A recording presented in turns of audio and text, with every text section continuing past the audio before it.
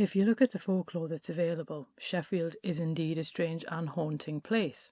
Or should there be a haunted place?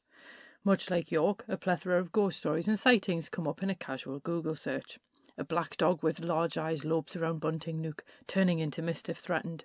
A maid haunts Ashdale Grove house after her policeman lover abandoned her and she completed suicide. People hear her pacing in corridors while she moves items in the offices. A white lady drifts around the grounds of Beauchief Abbey. Does she have any connection to the phantom monk scene in the area? And according to local legends, Boggard Lane gets its unusual name from the boggards, or boggarts, that lived there, and a phantom woodworker apparently haunts one of the houses on the lane. But let's cast the net a little wider and look at a range of stories from the Steel City. Water gods, boggarts, spring-heeled Jack. Yes, it's got the lot. And let's find out more in this week's episode of Fabulous Folklore. Hello there and welcome to Fabulous Folklore, the podcast for all things folklore, occult and just a bit weird.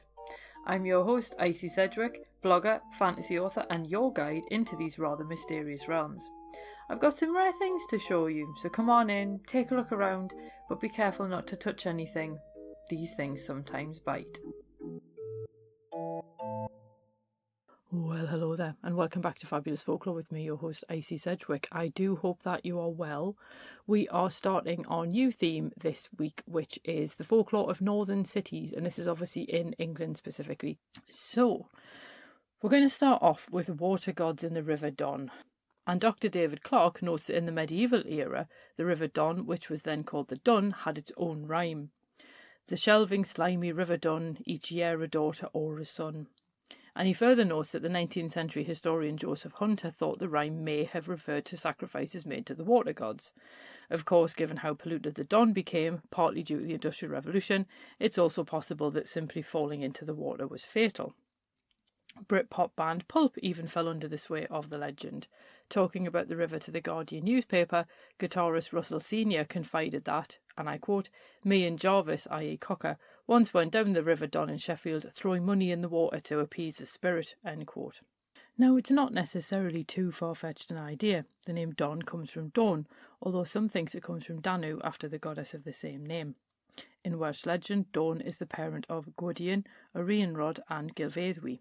Peter Bartram notes that while John Rhys assumes Dawn to be their mother, W.J. Griffith thought that Dawn was their father. Now, whatever the origin of the name, it does imply a connection between some form of water god or goddess and the river. And as we've also looked at in things like the folklore of water and folklore of rivers and so on, sacrifices might be made to such a figure to keep them happy. Now, while some sacrifices like this are usually metal weapons, which to be fair is why we know about them, because obviously we find them, a little bit like the girl who pulled the sword out of the lake and everyone went, "Oh my god, it's the new Arthur." Anyway, there's nothing to say that these sacrifices couldn't take the form of humans, and perhaps they did in this slice of Sheffield folklore. Now we're going to move on to something that also involves water, and I find this one really hilarious. And obviously you might remember a little while ago I did the 2 episodes on pubs, so there's the one on pub names specifically, but also the folklore of pubs. And it turns out that really, if you want to have a look at some pretty bizarre folklore, English pubs are kind of the place to go. And Sheffield is no different. Then they have one in Gleadless, which was once a rural hamlet but now a city suburb, and it was basically swallowed up by Sheffield in 1921, and it now lies 3 miles southeast of the city centre. The name Gleadless is originally Old English, and it could mean forest clearings haunted by a kite, or bright clearing, take your pick, but it's also where you'll find the Red Lion pub. And obviously remember, Red Lion is like the most popular pub name in England. But the Shirebrook stream runs through the Red Lion's cellar, and at one point apparently this stream marked the border between Yorkshire and Derbyshire, which meant that the pub itself actually straddled the border. While this doesn't really sound particularly exciting, the fact that different licensing laws applied in the 2 counties makes it a lot more fascinating, because the Derbyshire pubs were able to serve until later in the evening. And according to legend, the drinkers would move from the Yorkshire side of the pub to the Derbyshire side so they could keep drinking, which I thought was quite funny and feels like a very sort of British thing to do, really. And speaking of pubs, if you go to the Attercliffe area, you'll find the Noose and Jibbit Inn, which has a replica gibbet outside, which might seem like a little bit of a weird thing to say. I think it's actually opposite the arena. And you might go, where on earth did that come from? And I can tell you.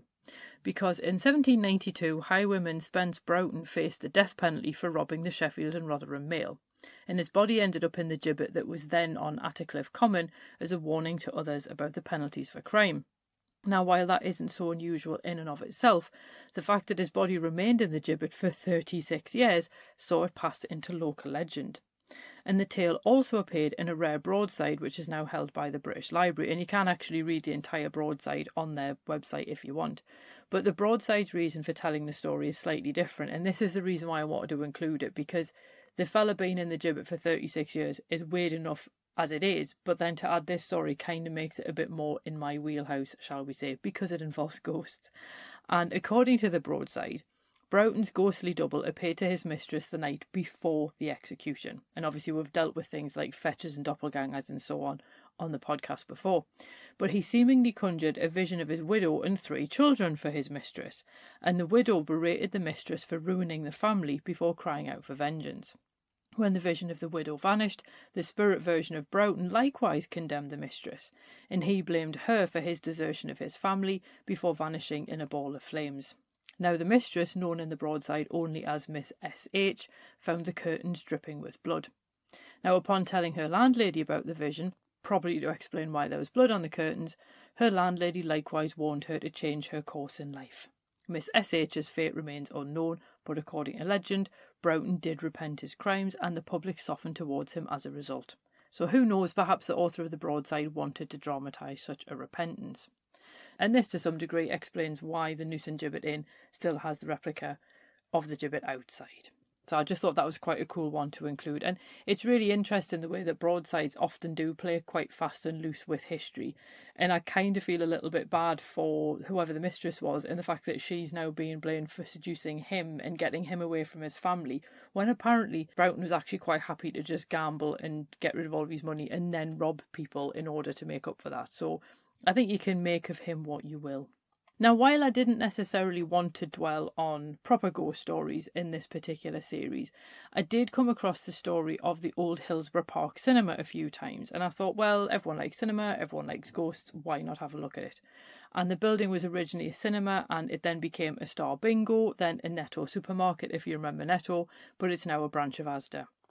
And one poster on one of the forums I was looking at called Cod Eyes told a particularly chilling tale of a ghost in the building during its life as a bingo hall.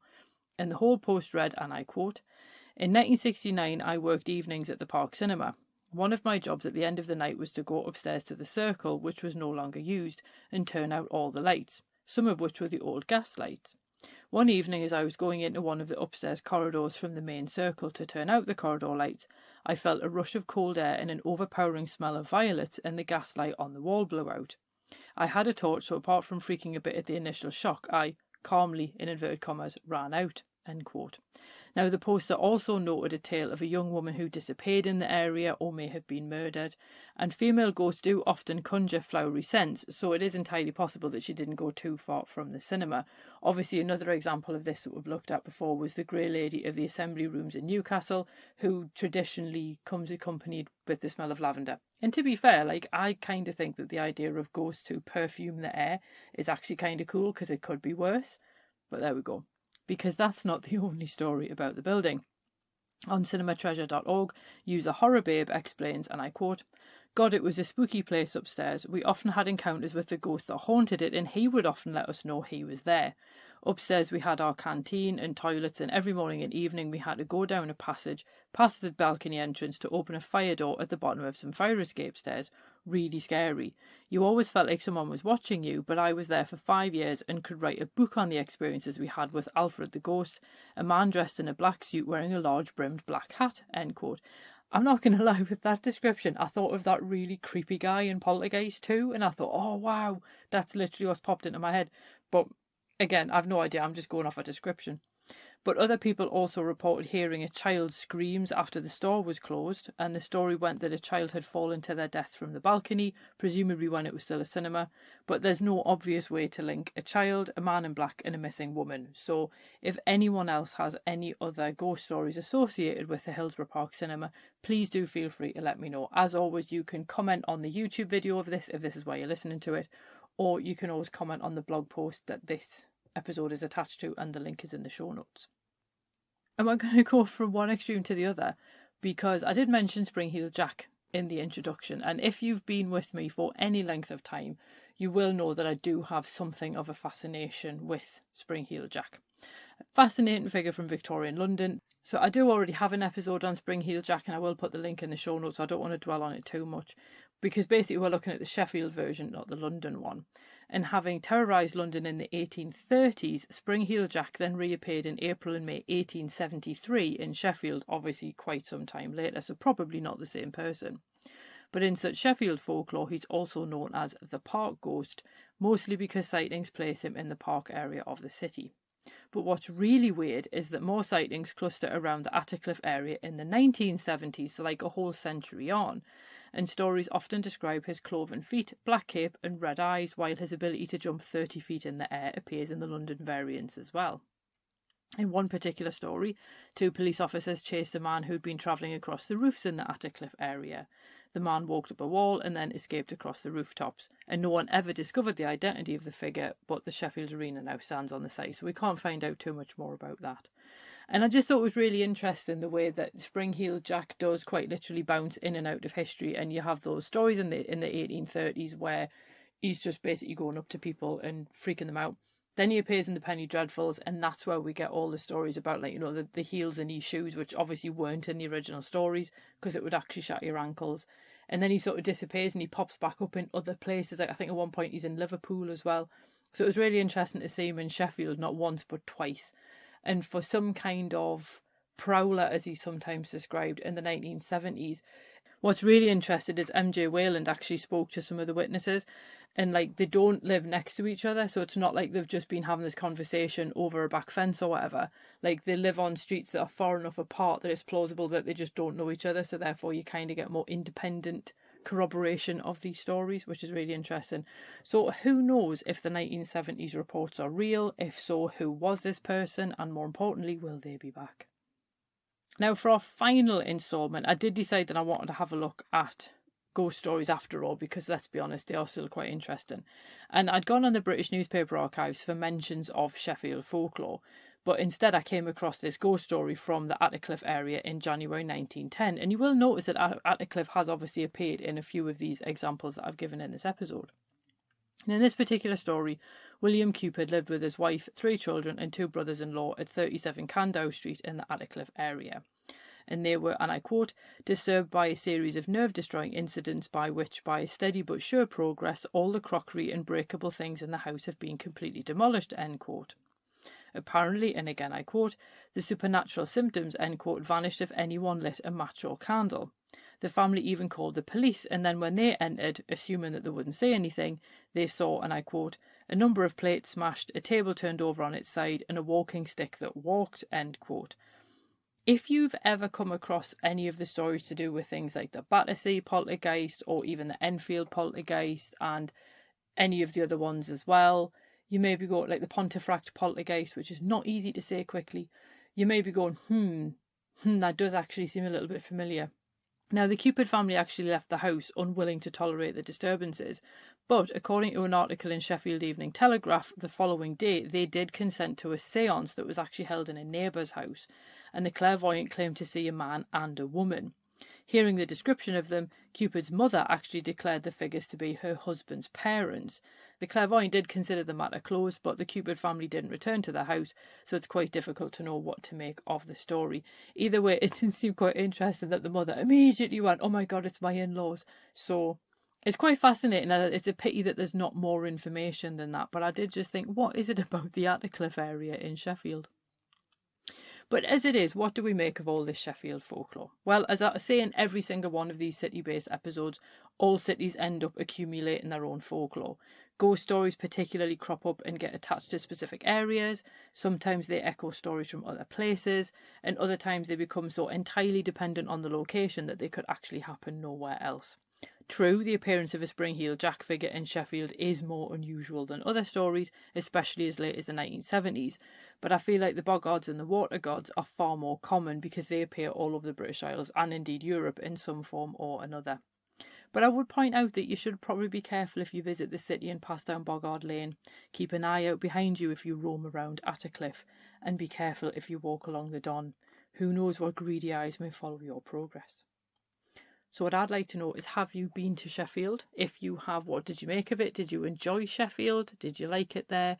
Have you been to any of these places? Have you been to those pubs? Are they indeed a little bit weird? Please do feel free to let me know, as always. Next week we're going to be going off to York, which was actually quite a fun one to research, and obviously York's not really that far from me as the crow flies, so obviously quite a lot of these places I have at least been to. So that'll be quite good as well. I also wanted to let you know that in August, I can't remember the date exactly, but it's on the event page, I am doing another talk with Cresswell Crags, this time on the folklore of magical trees. It is free to attend. It will be online on a Monday night at 6 p.m. I want to say the 5th of August. That's the one that springs to mind. But like I say, you can always check the link in the show notes, and you'd be more than welcome to pop along and see that as well. So I will see you next week, and I hope that you have a marvellous week ahead. Cheerio.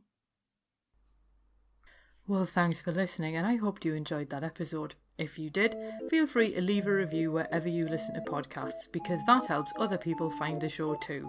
It also takes between 4 and 6 hours to research, write, record and edit these episodes, so if you want to help support my time in doing that, then you can buy me a coffee, or you can join the Fabulous Folklore family on Patreon and enjoy extra benefits, including exclusive episodes and articles and even illustrated talks.